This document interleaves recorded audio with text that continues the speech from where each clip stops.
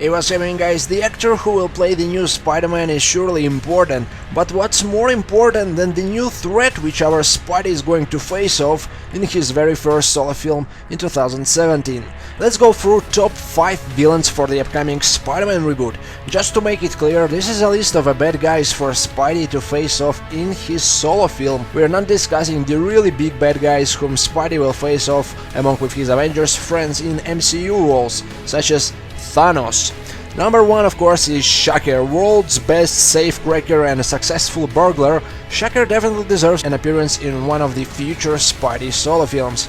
The thing with Shocker, also known as Herman Schultz, is that he's one of the few Spidey villains who doesn't really hate Spidey. He doesn't have a personal vendetta against the Wallcrawler. He does fight Spidey, but most of the time their encounters happen when Spidey interrupted his robberies and other evil schemes. Being a B-list villain at the best, Shocker has never really been a real threat to Spidey, but he can still give him a run for his money with his, let's be honest here, pretty powerful self-built gauntlets, which can do a lot of damage. A device he actually built himself while being in prison, and eventually they helped him to escape the prison. One of my personal favorites, Shocker can make a great entry-level villain, let's say by appearing right at the beginning of the film and do what he does best, well, rob a bank. Number 2, Scorpion. While obviously being quite a deadly foe for Spidey, the reason Scorpion appears in this list isn't that simple. Matt Gergen, a private detective, was hired by J. Jonah Jameson to find out how the hell Parker is able to take these outstanding photos of Spidey. Failed at doing so, and being easily detected due to Spider-Man's Spidey sense, things became a little bit more serious. Jameson then decided to make a killing machine out of Gargan by making him participate in an experiment which fused his DNA with a Scorpion, and well, we all know how it went since then. There's no doubt we'll see Jameson character and Daily Bugle in a brand new trilogy, especially now that Spidey has joined MCU. And what's a better way to introduce JJ than showing that the guy doesn't simply hate on Spidey, he wants him dead. Thus he creates Scorpion, who has only one purpose: kill Spider-Man. Scorpion's superpowers are quite equal to Spider-Man, some of them even exceed them, which makes him quite a formidable foe for a brand new reboot, among with Jameson, of course. I mean, just imagine that epic fight scene atop of some building with Scorpion smacking Spidey with his giant and powerful tail. How about that? Number 3, Kingpin. Wilson Fisk, a powerful crime lord and a brilliant master planner, would definitely make a great villain, not just for the very first solo film, but also through the whole potential trilogy. Fisk has an incredible power, he's big size, strong man who's actually pretty good at martial arts. But that's not what he's best known for. Being a crime lord, he controls a decent amount of New York City gangs. He's a brilliant chess player and could make a serious threat for Spidey, especially if the second one interrupts one of his many killing and torturing scenes by appearing at the right time, at the right place. What's great about Fisk is that he shares a lot in common with Norman Osborn, and seeing how the whole Norman Osborn story went off in the Amazing Spider-Man franchise, I highly doubt we'll see him again anytime soon in a brand new reboot. That being said, Kingpin is just as good evil mastermind hiding behind curtains and setting his rogues and thugs to catch Spidey. Occasionally, he might face Spidey himself as well.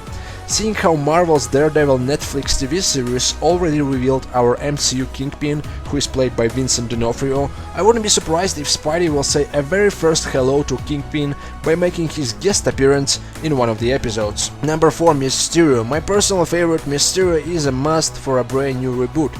Quentin Beck and his magic tricks, oh gosh, so many possibilities. A promising stuntman and a wizard guy working in the film industry realized that he really got bored and instead could use his knowledge to do crime.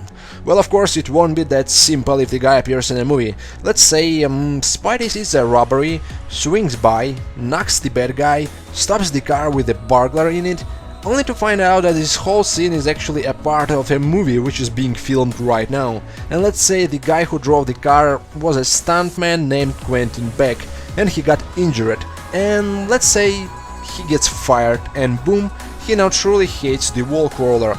Of course, for a movie you can make it even more complicated and interesting, but there's one thing you can't argue about: Mysterio, if done right, can be a serious foe to face. With his illusions and tricks, Beck used to fake the death of Spidey's loved ones, such as Aunt May. Yep, he did it before. He would seriously mess up with Spidey mentally.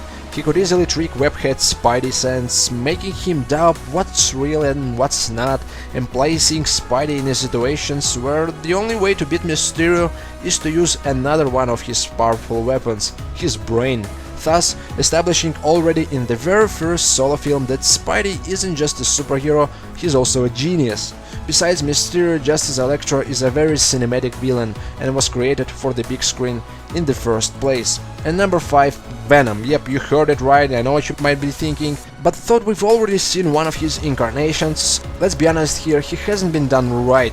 After his very first debut in The Amazing Spider-Man 300, Venom became one of Spidey's greatest enemies. Already pretty early on, we've seen what he's capable of. Besides his incredible rough physical power, he's also somewhat a type of villain which can mess up with Spidey on a completely different level, like by stalking Peter's girlfriend in her own apartment. With Spidey joining MCU, Venom can finally be done right, starting already with the origin of the Black Symbiote. With the defeat of Thanos and the following Phase 4 with the most likely a new setup of a new Avengers and Spidey being part of it, Marvel can easily throw a Secret Wars storyline where Spidey participates in a Battle World event. He goes to space, gets the symbiote, brings it to Earth, and this leads to the bigger story left to develop in another of Spidey's solo films.